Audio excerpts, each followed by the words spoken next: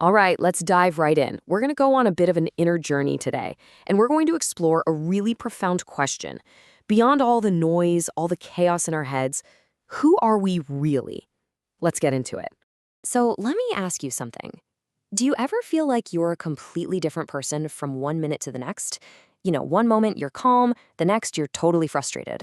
One day you feel on top of the world, and the next you're just riddled with doubt. If you felt that, you're not alone. It's a pretty universal feeling, and it turns out there's a fascinating reason why that happens. And that leads us straight to our first big idea, what we can call the fleeing self. Now, this is the part of us we usually think of as me. It's our personality, which, as we're about to see, is pretty much always changing. I mean, look at this. This is our life in a nutshell, right? You can be absolutely furious about something that happened, and then just moments later feel this pure, simple joy from a text message. This isn't you being inconsistent. This is just the nature of that fleeing self. It's basically a reactor, always morphing and shifting based on what's going on around you and all your past conditioning.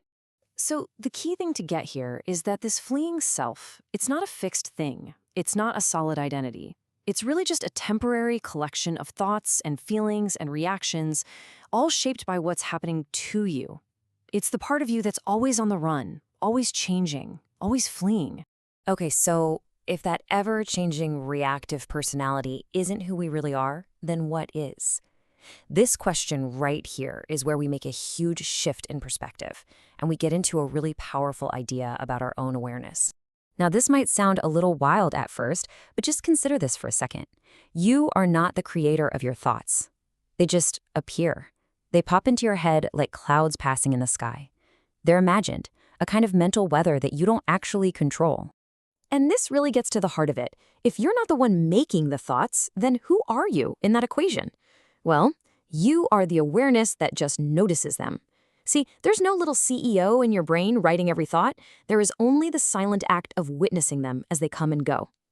And that is the witness. It's like this backdrop of stillness that's always, always there, behind the personality, behind the emotions, behind all that inner chatter. It's the part of you that is totally constant, totally stable, and it's not involved in the drama. It just watches. So, okay, this is a beautiful concept, right?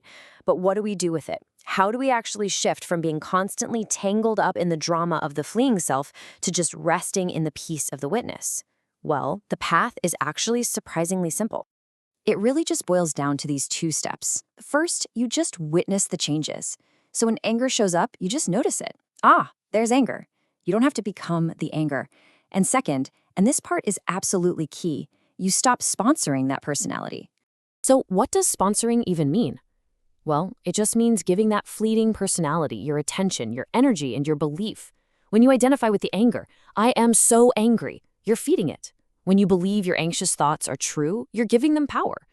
But when you just witness them without getting all wrapped up in them, that fleeing self, that person, it just runs out of fuel. It has no power without you constantly propping it up.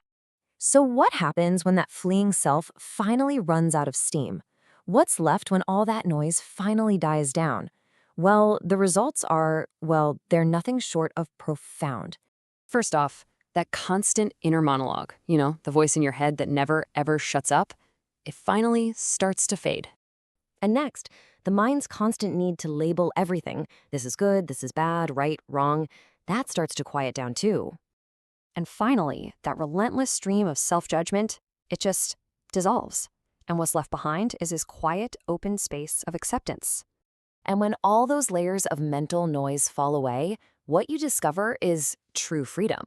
Not the freedom to do whatever you want, but the freedom from the compulsive grip of your own mind.